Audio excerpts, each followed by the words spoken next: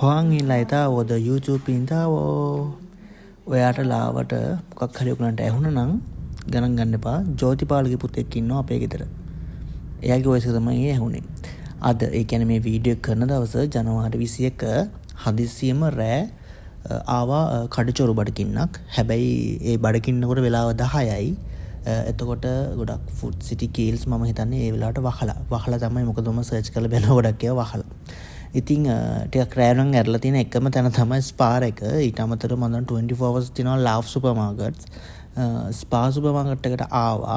මේ Wattala ස්පා super market එක ආවේ ඇත්තටම පැන්ටර්ස් මොන හරි දෙයක් ගන්න ඕන නිසා සෙනග අඩුයි සහ මම හිතන විදිහට මේකේ ගොඩක් ෆ්‍රෙෂ් දේවල් තියෙනවා ගන්න. ඒ කියන්නේ අනිත් ඒවාට සාපේක්ෂව ස්පා එකේ බඩු හොඳයි කියන එක මට කියන්න පුළුවන්.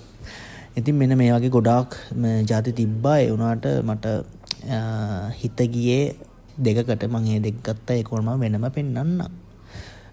මේ පොඩි වීඩියෝ ක්ලිප්ස් ටිකක් ගත්තා. මොකද පොඩි නිදිමතකුත් තිබ්බ නිසා වැඩිය මම වීඩියෝ ගත්තේ නැහැ.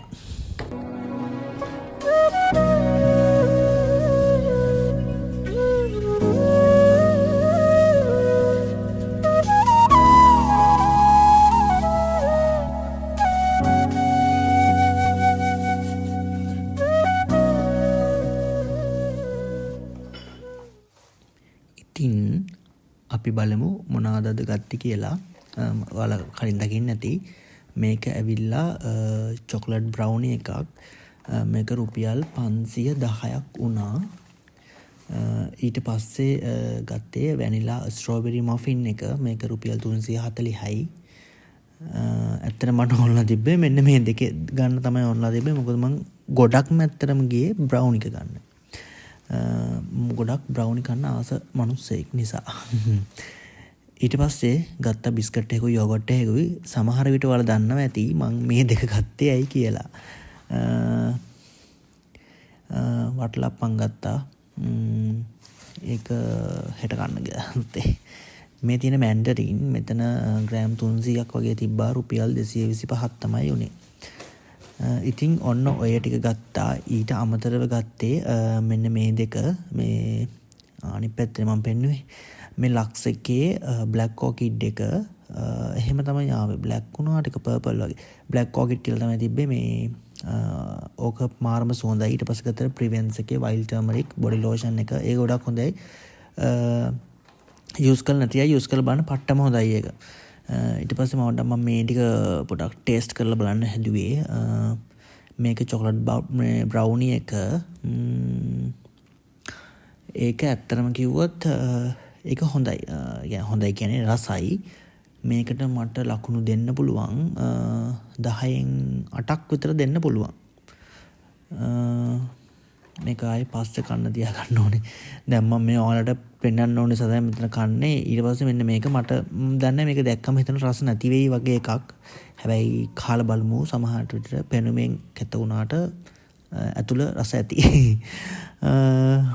මේක වැනිලා ස්ට්‍රෝබෙරි මෆින් එක. මේක රුපියල් 340ක් වුණේ. මේක රසයි. මේක ඇත්තටම මම හිතුවට වැඩිය, ඒ කියන්නේ මම හිතුවේ මේක රස නැති වෙයි කියලා. ඒකට මාරම රසයි. දැන් මම මේක මේ වොයිස් කරන්නේ ගොඩ සතියකට විතර පස්සේ. මෙතන මම මේ අවුලක් නැහැ. ගොඩ එක රසයි. ඇත්තටම රසයි ඒක. ඊට පස්සේ ලෑස්ති උනේ දැන් ඔයාලා දන්නවම යෝගටුයි බිස්කට්ස් අරන් ආය මොකටද කියලා. මේ දවස්වල TikTok එකේ එහෙම වයිරල් යන ජපනිස් චීස් කේක් එක හදන්න තමයි ලෑස්ති උනේ. ගොඩක් කටිය යෝගට් ටබ් එක ගත්තට මම යෝගට් ටබ් එක ගත්තේ නෑ. හේතුව තමයි මේක කාගන්න බැරි වුණොත් ටබ් එකකට හදලා අපරාධ නිසා පොඩි අර යෝගට් සෙට් එක ගත්තේ. එකකින් අරන් මම යෝගට් දෙකක් හෝ තුනක් දාලා තමයි මේ බෝල් එකකට දාලා මේ වගේ හදාගත්තේ. මේක ගොඩක් හදන්නේ මම දන්න විදිහට ග්‍රීක් යෝගට් එකයි බිස්කොෆ් කියන බිස්කට් එකයි. මම ඒක කාලා නැහැ. ග්‍රීක් යෝගට් එක මම කාලත් නැහැ. හැබැයි මේක මම ගත්තේ මම මේ හැදුවේ ඇත්තටම කිව්වොත් ශ්‍රී ලංකන් බජට් වර්ෂන් එක කියලා හිතුවොත් හරි ඔයාලා. මේක හදලා බලනවා. මොකද මම හිතන්නේ මේක දාලත් පැය 12ක් හෝ ඊට වැඩි ගාණක් ෆ්‍රිජ් එකේ තියන්න ඕනේ.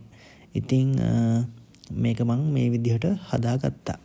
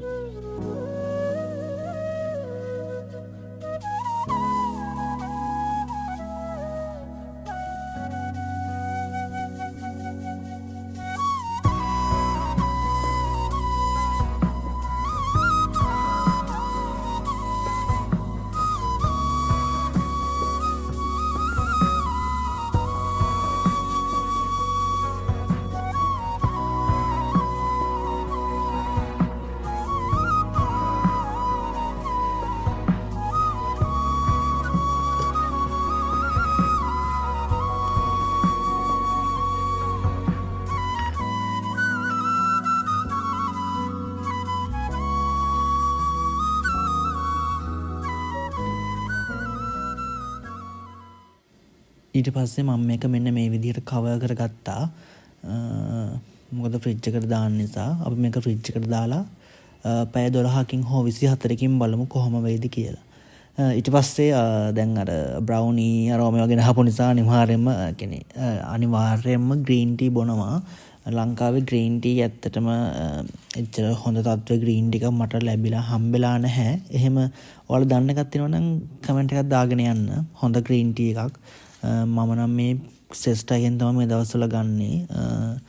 ගොඩක් වෙලාවට මම හිතන්නේ ජැපනීස් චයිනීස් වගේ ග්‍රීන් ටී නම් සුපර්. මම පොඩි කාලේ ගොඩක් ඒවා බීලා තියෙනවා. ඒත් දැන් එහෙම බොන්න ඉතින් නැහැ. ඉතින් එක්කෝ චයිනීස් හෝ ජැපනීස් සුපර් මාකට් එකකින් තමයි ගන්න වෙන්නේ. ඒකට ඉතින් කොළඹ යන්න වෙනවා.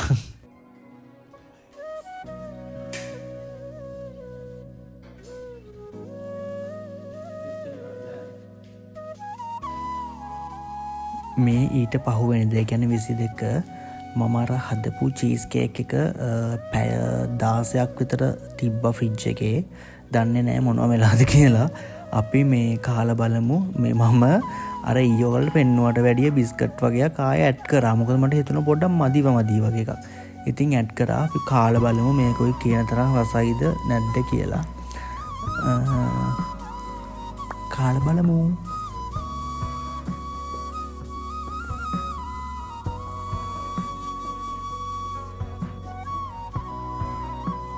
හරි අපි මේක කාලා බලමු.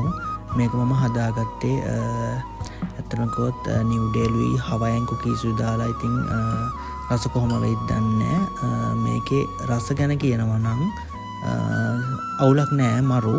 හැබැයි ඔරිජිනල් චීස් කේක් රහ මේකෙන් ගන්න අමාරුයි. ඒක ඔයගොල්ලෝ බලාපොරොත්තු වෙන්න එපා. සමහර විට ඔරිජිනල් ප්‍රොඩක්ට් එකේ කියන්නේ ග්‍රීක් යෝගට් එකයි බිස්කොට් එකයි යූස් කරොත් ඒ රස එන්න පුළුවන්. හැබැයි මම මේක වොයිස් කරන සතියකට විතර පස්සේ මම එතකොට මේක දෙපාරක් ආයෙ හදාගෙන කෑවා. ඒ කියන්නේ රස නිසා. ඉතින් අද මේ වගේ පොඩි vlog එකක් තමයි ගෙනාවේ. ඉතින් මම දැනට නවතිනවා. මගේ මේ වගේ චූටි වීඩියෝස් තමයි එන්නේ ඉස්සරහටත්. ඉතින් කැමති අය මට ලයික් කරන්න, මතක් කරලා සබ්ස්ක්‍රයිබ් කරන්න. මේක තාමත් හදපු නැති අය ඉන්නවනම් අනිවාර්යයෙන්ම හදලා බලන්න. මං යනවා සයිචෙන්.